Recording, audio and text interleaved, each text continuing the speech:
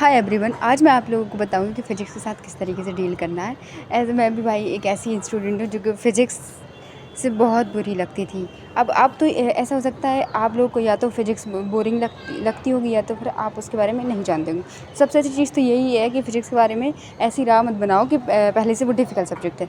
तो बोरिंग उसको पहले नहीं समझना है अपन को। सबसे पहले तो फ़िज़िक्स को बोरिंग मत समझो, क्योंकि मेरे साथ भी ऐसा ही होता है। मैंने फ़िज़िक्स को बहुत ज़्यादा अभी भी मुझे ऐसा है फ़िज़िक्स नहीं बनते, फ़िज़िक्स के क्वेश्चंस नहीं बनते, बट मेरे को प्रॉब्लम ये थी मेन कि पहले से मैंने उसे डिफ़िकल्ट एंड बोरिंग समझ लिया था उसे, अच्छे से ना समझने की जगह। और दूसरा ये होता है कि अपन उसको ऐसे लेके चलो कि जैसे कि ऑल सब्जेक्ट्स होती हैं, जैसे नर्सरी में भी होती हैं, तो अपन को चीज़ें नहीं पता होती हैं, सीखते हैं हम तभी पता चलता है कि हाँ कौन सी चीज़ ईजी है, कैसा क्या है, सब तभी समझ आता है सब, तभी हम पढ़ पाते हैं। यहाँ भी ऐसा ही है, सेम इस चीज़ को। तो पहले करना क्या है आप लोगों को फ़िज़िक्स के साथ, जैसे मैं यकीन बैच को फॉलो कर रही हूँ, मैं पहले ही बता चुकी हूँ और वीडियोज़ में मेरा इंट्रोडक्शन वगैरह सब कुछ है। तो पहले अपन को क्लासेस लेनी, क्लासेस किस तरीके से लेनी है अपन को, इसको क्या होता था मेरे साथ कभी-कभी, मैं कि चलो ठीक है 1.5 की एक्स स्पीड पे ले लिया या फिर 2x की स्पीड पे ले लिया, तो ऐसा नहीं करना है। सब लोग, ज़्यादातर लोग यही गलती करते हैं। ये गलती और मैंने भी की थी पहले, लेकिन फिर धीरे-धीरे समझ आया कि समझना बहुत ज़्यादा ज़रूरी है इसका। और अगर आप ज़ीरो पे हो तो यार 100% आपको बिल्कुल नॉर्मल स्पीड पे ही लेना है यार, वीडियो लेक्चर, वरना कुछ समझ नहीं आने वाला बिल्कुल भी। स्पीड पे तो लेना ही नहीं है। और मैं तो कह रही हूँ, अगर आप लोग पहले भी कर चुके हो फ़िज़िक्स, फिर भी आप 2x स्पीड पे तो बिल्कुल भी मत लो, 1.5 पे भी मत लो। कोशिश करो, पहले समझो उसको बहुत अच्छे से। आपको जो वीक है वहाँ तो बिल्कुल भी आप नॉर्मल में ही देखना था। इसके बाद में आपको नोट्स बनाना है। नोट्स अब नोट्स बनाना कैसा है, बहुत सारे लोगों को पता ही नहीं होता कि नोट्स, मुझे भी नहीं पता था पहले कि नोट्स बनाना। मैं सिर्फ इतना करती थी कि हाँ टीचर ने लिखना स्टार्ट कर दिया तो मैं भी लिखना स्टार्ट, तो सर जो समझाते थे मैं उस पर ध्यान बिल्कुल भी नहीं दे पाती थी, बहुत कम दे पाती थी। दे दिया नहीं दे दिया, ऐसा कि चलो ठीक है नोट्स लिख लिए, लेक्चर ले लिया, जैसे तैसे ले लिया और नोट्स लिख लिए, क्लास कंप्लीट हो गई, अपना डन हो गया, बैकलॉग नहीं हुआ। ऐसा नहीं होता, बट ऐसा नहीं होता है, सच में ऐसा नहीं होता। मुझे ये बात बहुत देर में पता चली है, इसलिए मैं आप लोगों के साथ शेयर कर रही हूँ यार, कि मैं पहले ही लिखना स्टार्ट हो जाती थी। कभी-कभी तो सर ने 1 वर्ड लिख दिया, मैं लिखना स्टार्ट हो गई, जो कि मेरी बहुत बड़ी मिस्टेक रही है। तो पहले समझना है हर कॉन्सेप्ट को अपन को। 2 तरीके से अपन कर सकते हैं। पहला तो कि राइट आफ्टर ईच कॉन्सेप्ट, पहले कॉन्सेप्ट को समझ लो पूरे को, देन इसके बाद में पॉज़ कर लो वीडियो को, और फिर लिख लो अपन। इसके बाद लिखना है अपन को, पॉज़ करने के बाद, ठीक है। इससे क्या होगा कि कॉन्सेप्ट समझ आ गया, और फिर अपन अच्छे से, और जो ऐड करना है अपन को अपने हिसाब से। कभी-कभी मेरे साथ ऐसा समझ आ जाता था तो अच्छे से ज़्यादा, तो मैं उसे हिंदी में भी लिख लिया करती, जो कि अच्छी चीज़ होती है। कि अपन फिर उस पे फ़ोकस कर पाते कि हाँ, ये बाद में रिवीजन में फिर बहुत हेल्प भी करती। और दूसरा है राइट आफ्टर, बट इसमें क्या है कि अगर आप लेक्चर के बाद लिख रहे हो, सोचो पहले लेक्चर ले लें अच्छे से, रफ़ कॉपी पे लिख लिया अपन ने, सब कुछ कर लिया, देन इसके बाद में अपन नोट्स लिख लें। तो मैंने भी ट्राई किया था ये पहले, कि हाँ पहले लेक्चर को अच्छे से ले लूँ, बहुत ज़्यादा अच्छे से, देन इसके बाद लिख। बट सारी चीज़ों को एक साथ मेंटेन करना है, तो इसमें क्या होगा कि क्लास लेने के बाद दूसरी क्लास में अपन लग जाएंगे, उसका भी नोट्स बनाना रहता है, बहुत कुछ, इतना टाइम होता नहीं है। तो इसमें क्या होगा, बैकलॉग्स आने की बहुत ज़्यादा पॉसिबिलिटी है, और जो कि रिस्क अपन को नहीं लेना है, कि बैकलॉग्स क्रिएट नहीं करने। ये अगर हो गया ना बैकलॉग, तो फिर तो सब कुछ गड़बड़ी हो जाना है, तो इसको मेंटेन करना है। और तीसरा चीज़ क्या आता है, अपन को रिवीजन करना है इसके अंदर। ये हो गया अपना नोट्स मेकिंग, कि आपके अपने हिसाब से कर लो, पहले कॉन्सेप्ट समझ लो, देन इसके बाद में पॉज करो और लिख लो। और फिर रिवीजन में यही है कि डिफ़िकल्ट, पहले तो अपन को पूरा पढ़ना ही है जो टीचर ने करवाया, सर ने करवाया, और देन इसके बाद में पूरा रिवाइज़ कर।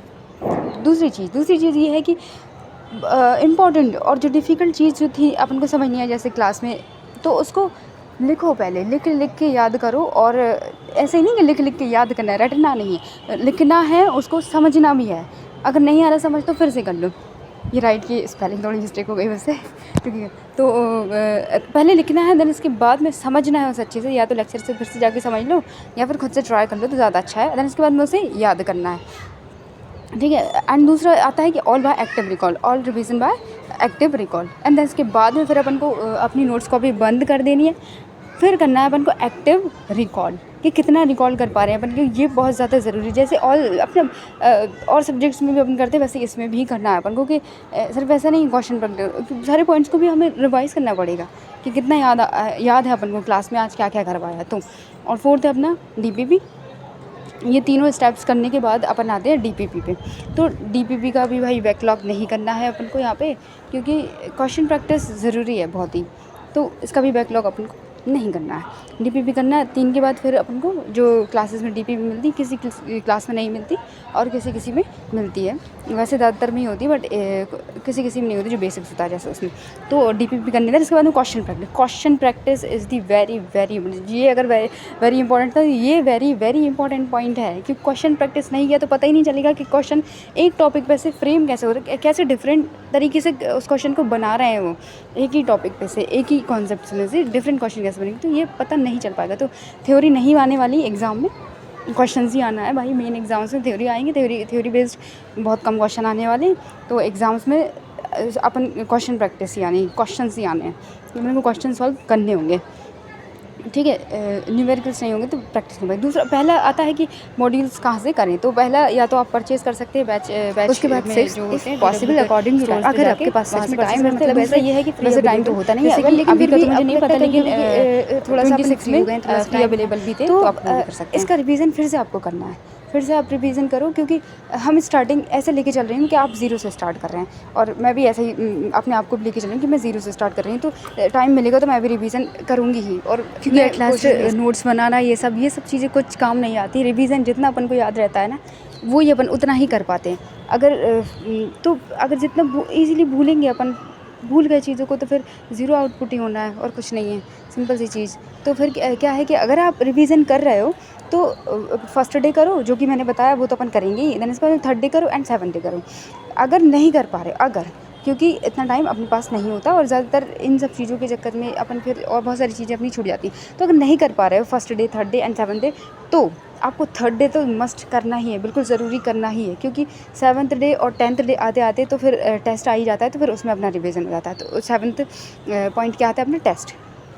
अब टेस्ट के बारे में आप लोग अगर नहीं दे रहे, is a very big mistake. या टेस्ट तो सच में टेस्ट की वैल्यू, मतलब ऐसा होता था मेरे साथ कि मैं जो सारे पॉइंट्स मैं बताऊंगी ना, सच में मेरे साथ ऐसा होता था। मैंने इसलिए इसमें पॉइंट्स ऐड किए हैं, और एक्स्ट्रा भी थोड़ा सा ऐड किया है इसमें जो मुझे नहीं पता था। तो ये पॉइंट्स इसमें मेरे साथ होते थे कि ये बहुत बड़ी मिस्टेक रही है मेरी कि मैं टेस्ट नहीं देती थी। क्या होता था कि रिवीजन से पहले ही अगर टेस्ट कभी कभी दे दिया मैंने, वैसे सारे टेस्ट नहीं दिए थे, स्टार्टिंग में ही दिए थे मैंने, और फिर लास्ट में कुछ दिए थे। तो ऐसा होता है कि रिवीजन से पहले ही हम सोचते हैं कि टेस्ट दे दें, कि अच्छे से रिवीजन किया नहीं और टेस्ट दे दिया, तो इससे क्या होता है कि लो मार्क्स आते हैं, फिर डिमोटिवेट हो जाते हैं अपन, ऐसा लगता है कि कुछ नहीं आता हमें, कंसिस्टेंटी भी टूट जाती है, एंड इसके बाद में इंटरेस्ट भी चला जाता है, और फिर बनता है बैकलॉग, जो कि बहुत बहुत बहुत बहुत ज़्यादा बुरी चीज़ है। अपनी पूरी प्रिपरेशन टाइम में अगर बैकलॉग बन गया ना, तो बहुत ही प्रॉब्लम हो जानी। फिर इसके बाद में और ये please do not expect high score at starting, as we are starting from zero level. तो स्टार्टिंग में प्लीज़ हाई स्कोर एक्सपेक्ट मत करना, जो कि मैंने भी गलती की थी, और फिर वही सब होना है जो मैंने बताया, बैकलॉग्स वगैरह। इसके बाद में वही सेम टेस्ट ख़त्म होता है, फिर इसके बाद में 8th एनालिसिस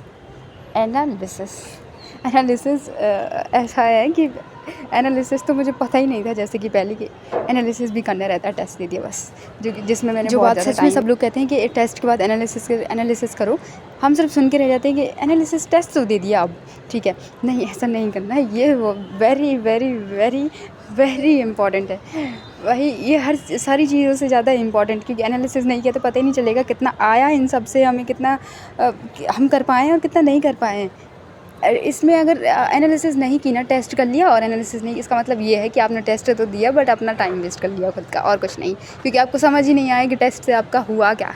तो पहले एनालाइज़ करना है, एनालाइज में क्या रॉन्ग चीज़ देखनी है आपको, रॉन्ग चीज़ में फिर नॉट क्लियर, एंड देन इसके बाद में इसलिए मिस्टेक्स जो बनती है अपनी रॉन्ग में, जैसे कि आपने रॉन्ग में ये आ जाएगा कि आपको नहीं आता था, वो आपने किया, आपको नहीं आता था, उसके बारे में कोई आइडिया नहीं था आपको, मतलब अच्छे से रिवीजन नहीं किया आपने। और नॉट क्लियर में ये आ गया कि आपको मतलब 50% चीज़ें याद हैं और 50% चीज़ें आपको उस टॉपिक से रिलेटेड आ नहीं रही हैं, वो कि थोड़ा सा याद है और थोड़ा सा, तो इसको फिर से रिवाइज़ करना है आपको, जो आपको नॉट क्लियर नहीं था, ज़्यादा श्योर नहीं थी आप उस क्वेश्चन को लेके, तो उसको फिर से रिवाइज़ करना और 100% उसको क्लियर करना है आपको, ठीक है। देन उसके बाद में आता है सिली मिस्टेक, जो कि आपको लगता है कि हाँ ठीक है ये तो इजी है और आपने कर दिया, तो उन चीज़ों को देखना है, सिली मिस्टेक्स को क्या कहाँ कहाँ बन रही है, इस पर थोड़ा सा वर्क करेंगे तो अपना हो जाएगा। तो ठीक है, इस तरीके से अपन ने कम्प्लीट कर लिया कि ये चीज़ सच में आपको हेल्प करेगी। और मैंने इसमें ज़्यादातर पूरी चीज़ें इंक्लूड कर दी जिससे कि अपना बहुत अच्छे से अच्छा हो सकता है। एंड अब मैं भी इसको पूरी तरीके से फॉलो करने वाली हूँ। और अगर आप लोगों को लगता है कि मैंने कोई सा पॉइंट इसमें छोड़ दिया है या फिर ऐड नहीं किया है, या फिर और इससे भी ज़्यादा कोई बेटर वे है चीज़ों को और सुधारने का या फिर फिज़िक्स को और स्ट्रॉन्ग बनाने का, तो प्लीज़ मेरे साथ शेयर करिए। आप लोग किस तरीके से डील करते हो फिज़िक्स के साथ, और लेक्चर्स वगैरह एवरीथिंग। ओके, इतना ही था। So this is what I am going to follow, मैं यही फॉलो करने वाली हूँ। एंड बाय, एंड मिलते हैं नेक्स्ट वीडियो में फिर। And stay tuned with Sumit here.